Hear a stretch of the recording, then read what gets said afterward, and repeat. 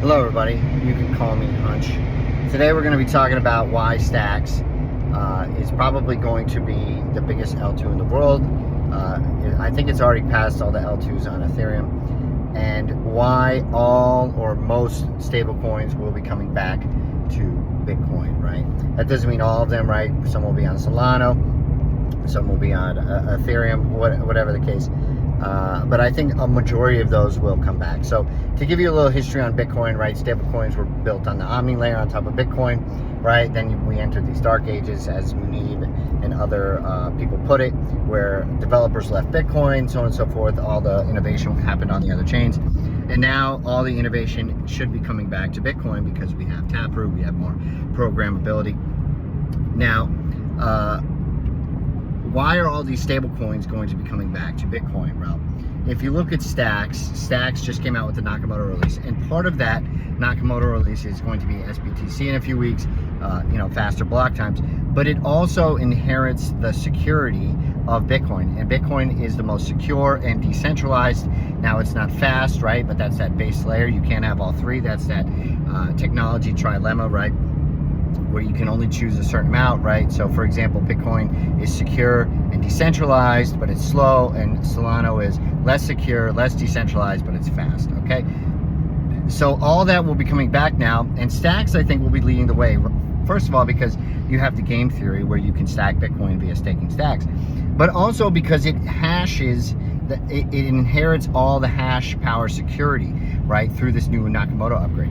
So when you have a different L2, Munib is basically saying you have to bootstrap that security protocol from the base layer. So like if you have $1 trillion in stablecoins running on Solana, do you really trust the security of that system to move that $1 trillion, right? So for example, when you buy a home, you don't use a bank to basically purchase that home or put the down payment in, right? You use the Federal Reserve. That's why you have to go in and wire the money, so on and so forth, right? Because you can't just be, wiring hundreds of thousands of dollars to random entities, right? It has to be cleared. It has to be secure, right? So that's why they say Bitcoin is going to be the base layer. Now, if STX inherits that security, right, where do you think people are going to be sending their down payments on homes or massive purchases of yachts or whatever the case? Or maybe you're moving $1 trillion overseas, right? You can either move Bitcoin, but if you're moving a stable coin, you're going to want to move it on Bitcoin, right? You're not going to want to move a $200 billion on top of Solana, for example. Maybe you will, right? But I foresee those networks losing market share in the future, just how Bitcoin lost market share when it didn't have a lot of innovation on top, right? Because once the innovation is complete, there's only going to be so much innovation with crypto. People think it's going to just keep innovating and innovating. At some point, we're going to get these use cases that develop. And if they're on Bitcoin and you can have the security of Bitcoin, they're coming back to Bitcoin. Right? So that's why I think STX could be worth maybe even hundreds of billions of market cap. I'm not saying that's what will happen this cycle, but I do think STX is going to $30 a coin. That's my guess.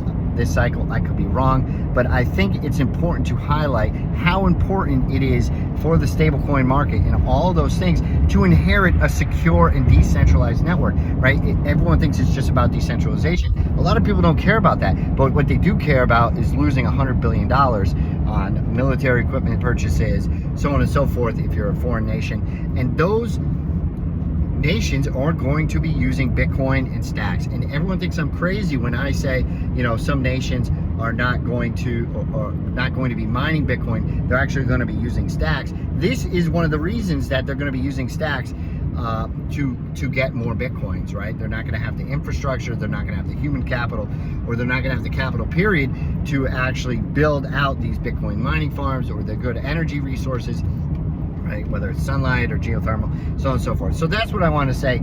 I think people are underestimating how big of a play STX is, just because I think nation states will adopt it. I think all the stable coins are going to be moving back to different layers on Bitcoin, especially STX, because it inherits the security layer one for one with this new Nakamoto upgrade. That's the way they're explaining it. I think this is massive. This is not hype. I don't think this is like every other person trying to dump on you. I think this is absolutely an insane revelation to have. Anyway, you can call me Hunch.